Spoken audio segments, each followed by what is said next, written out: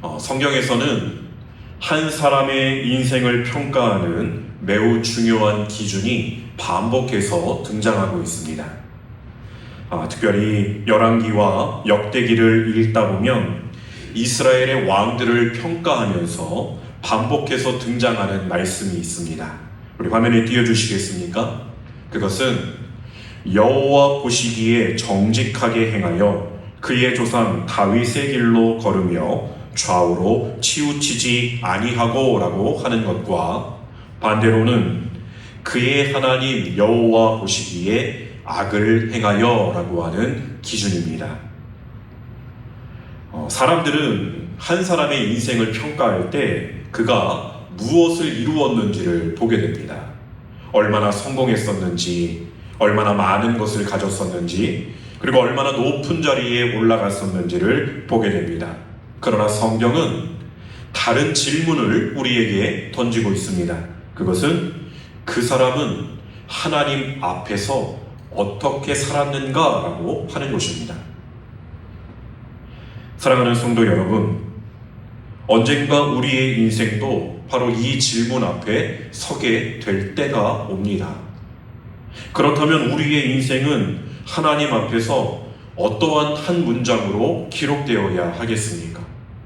성경은 다윗에 대하여 하나님의 마음에 합한 사람이라고 이야기했습니다.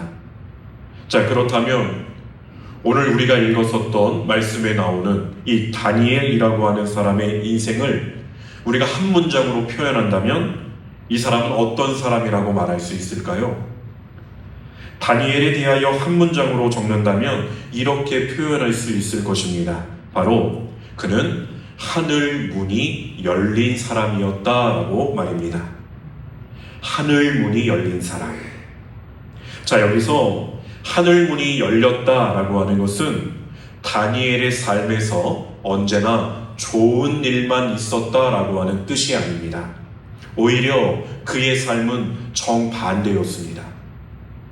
다니엘의 인생에는 수많은 문들이 닫혔습니다.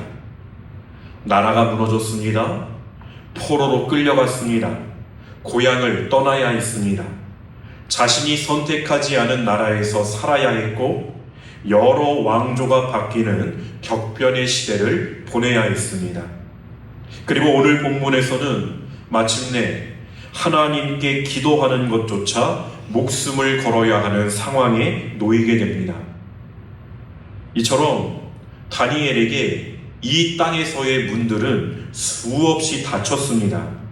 그런데 그 다니엘에게 끝까지 닫히지 않았던 문이 하나 있었다는 것입니다. 바로 그것이 하나님을 향한 기도의 문이었습니다. 그러므로 하늘 문이 열렸다라는 말은 다니엘의 삶 가운데는 언제나 하나님과의 대화가 열려 있었다라고 하는 뜻입니다. 자, 그렇다면 하나님은 왜 다니엘의 인생 가운데 이렇게 하늘의 문을 늘 열어놓으셨을까요?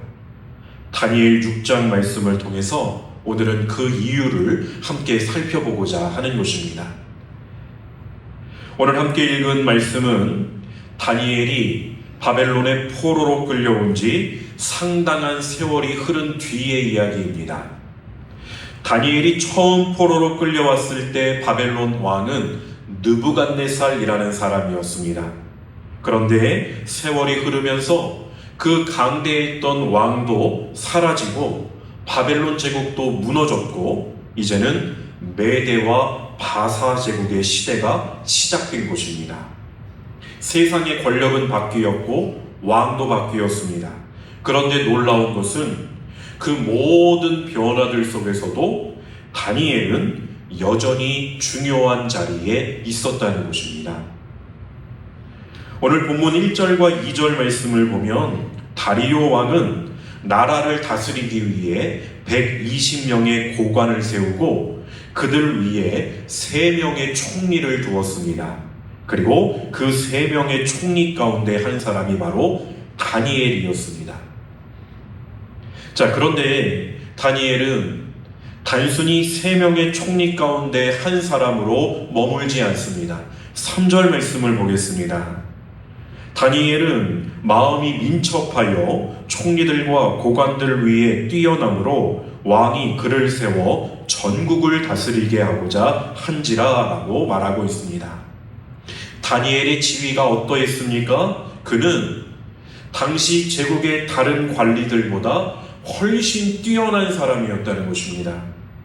왕은 그런 다니엘을 신뢰했고 마침내 그에게 전국을 다스리는 권한을 맡기려고 했다는 것입니다. 자, 그런데 여러분, 여기에서 우리가 한 가지 생각해 보아야 할 것이 있습니다. 다니엘이라고 하는 사람은 본래 이 제국의, 이 나라의 사람이 아니었습니다. 그는 유다에서 포로로 끌려온 사람입니다.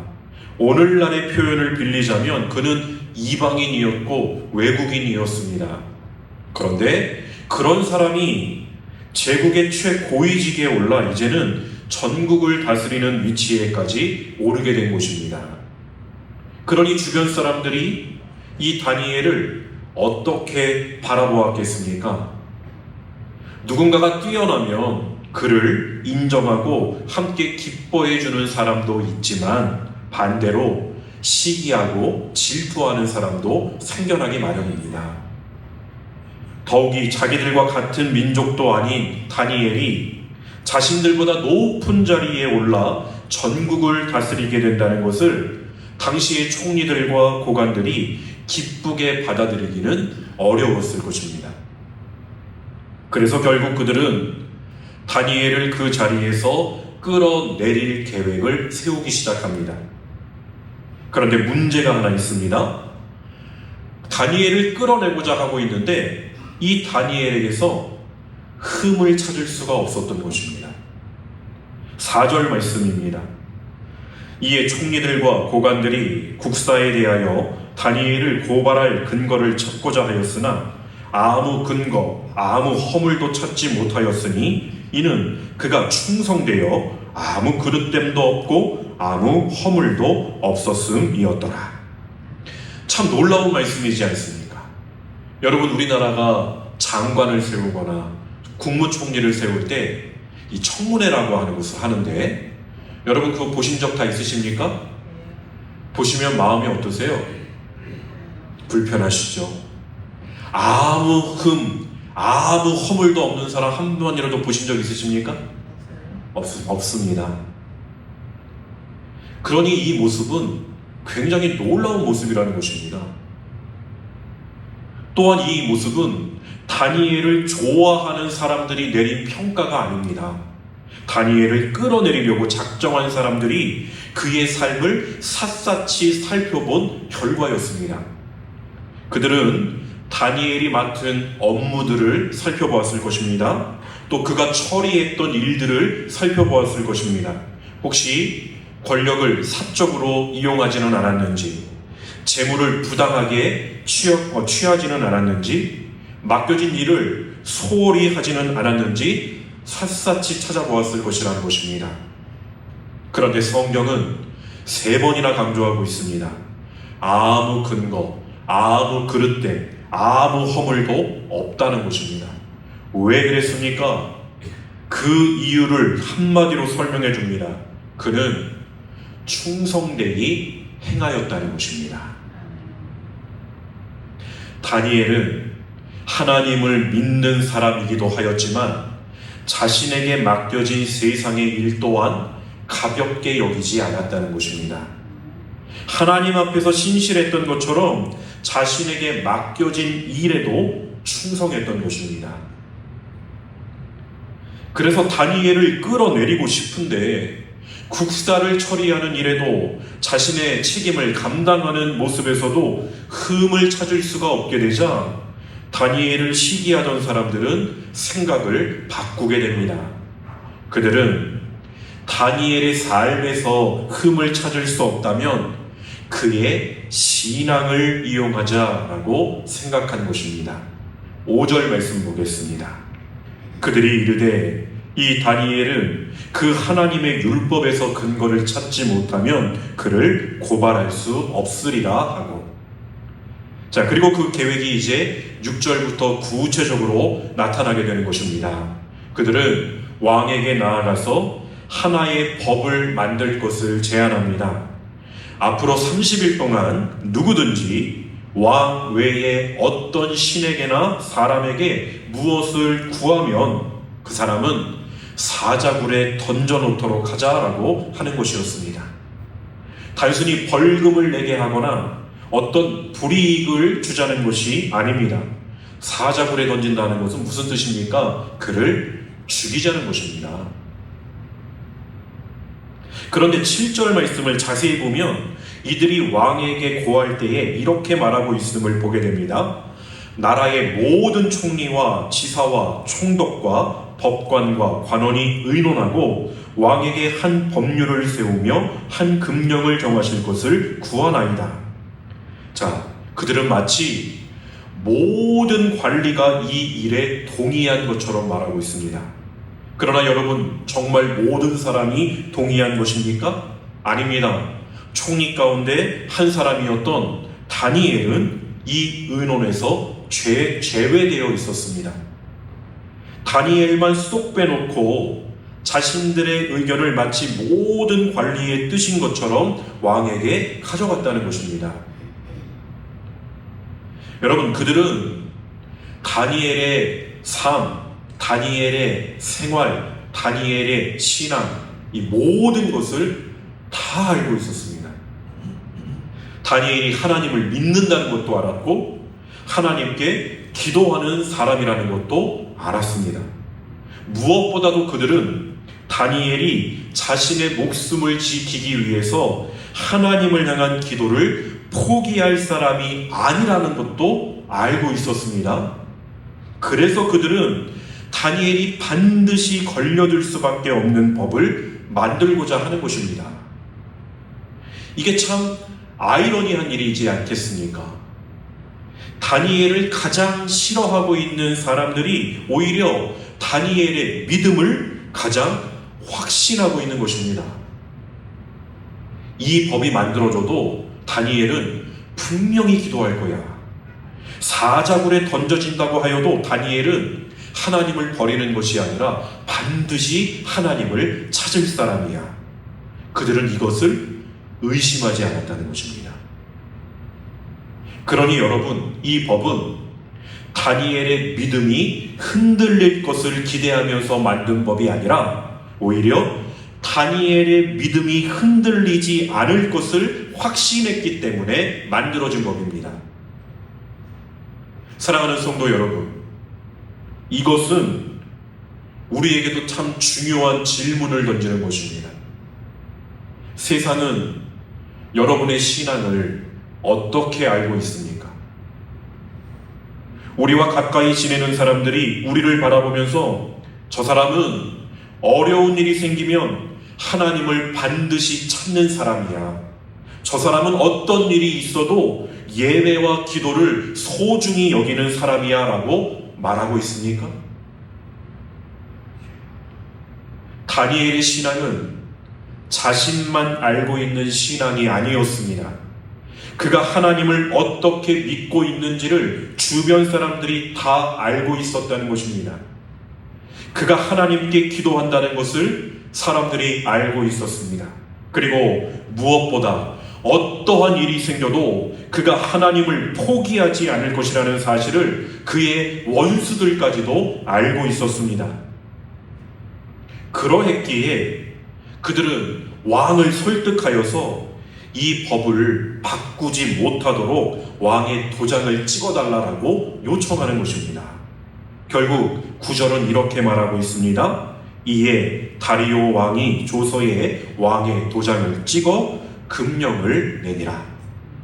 왕의 도장이 찍혔다는 것은 이제 이 법은 온 메대와 바사 제국에 공포되어지는 것이며 이 법은 반드시 지켜져야만 하는 것이 되었다는 것이었습니다.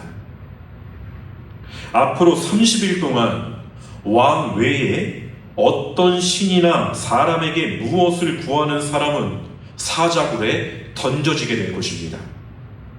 그러니 이제 다니엘에게 선택의 순간이 찾아온 것입니다.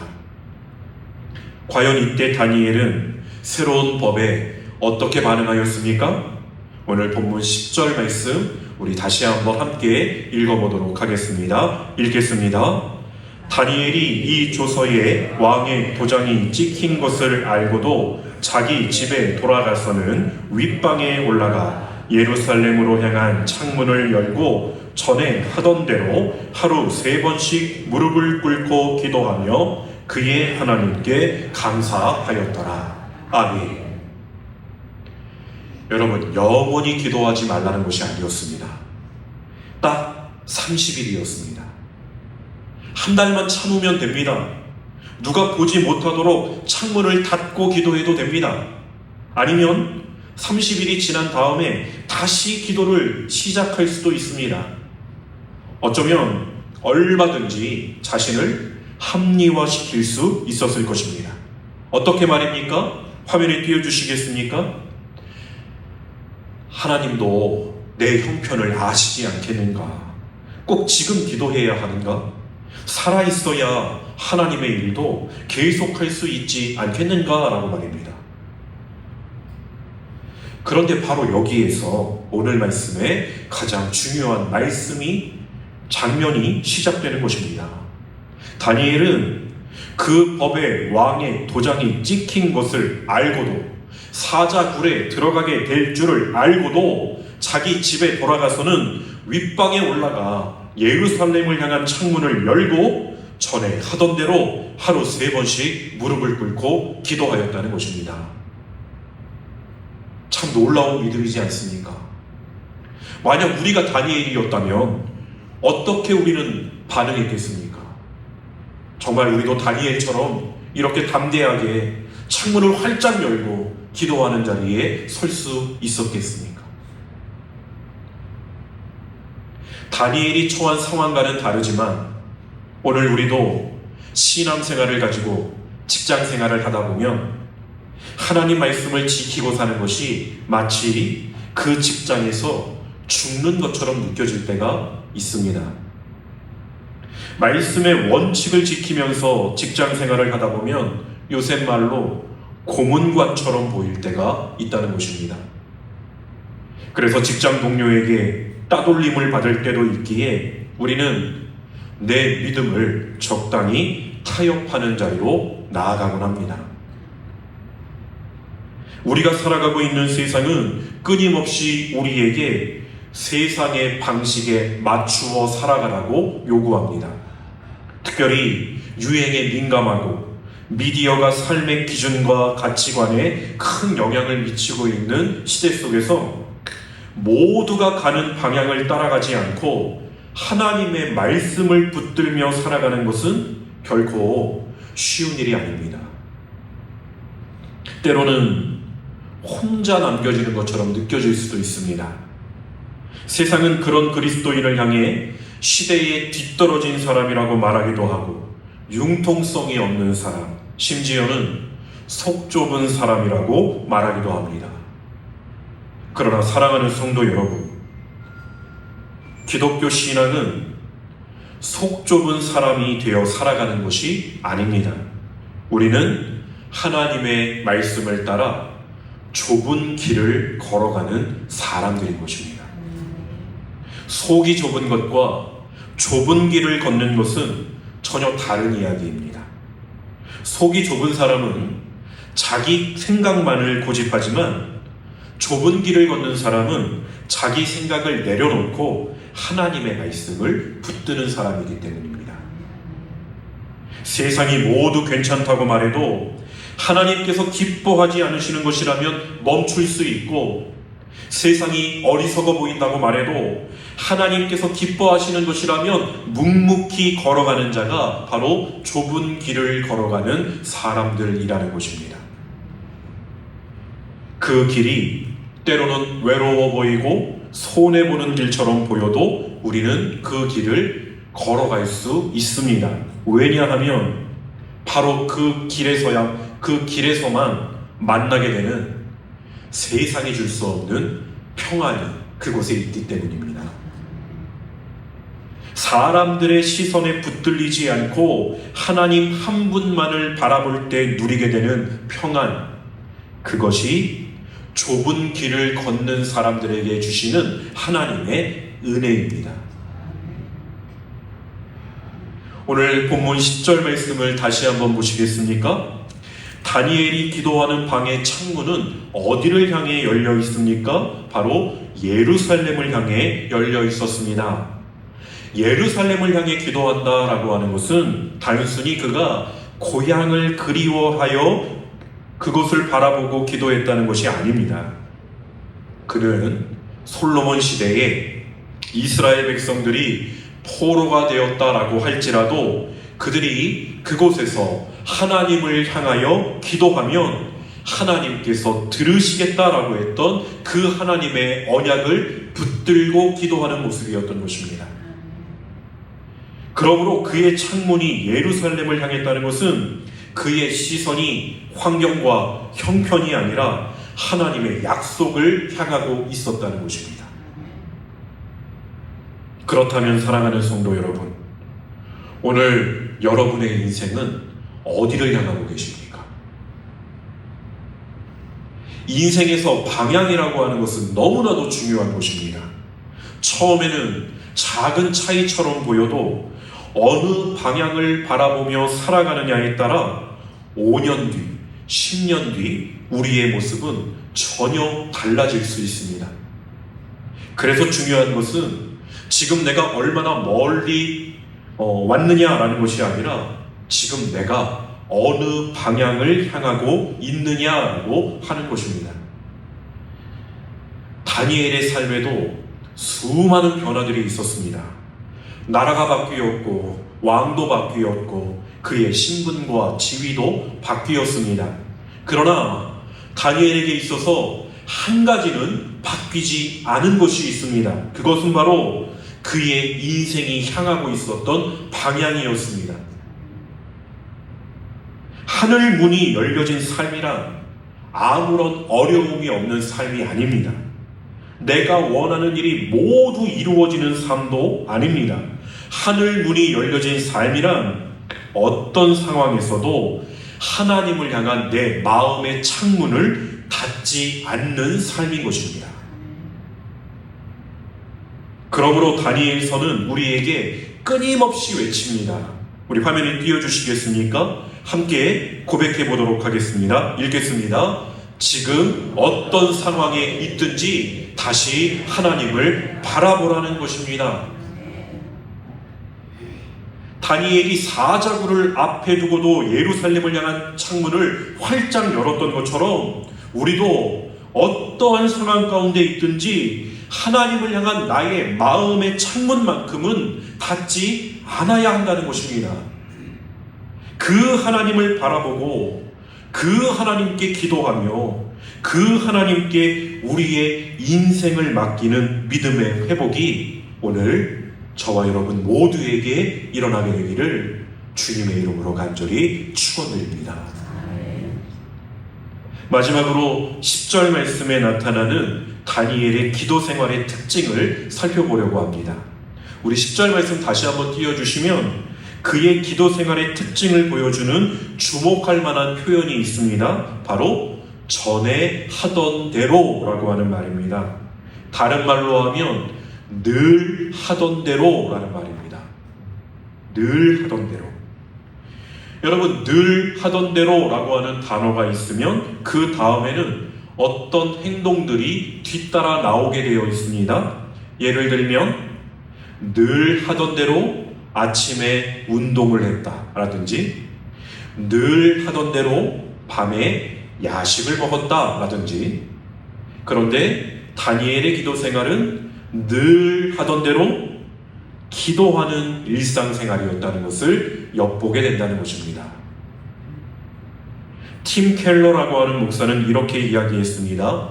매일 기도 또는 일일 기도는 오랜 옛날부터 있어왔던 성경적인 관습입니다.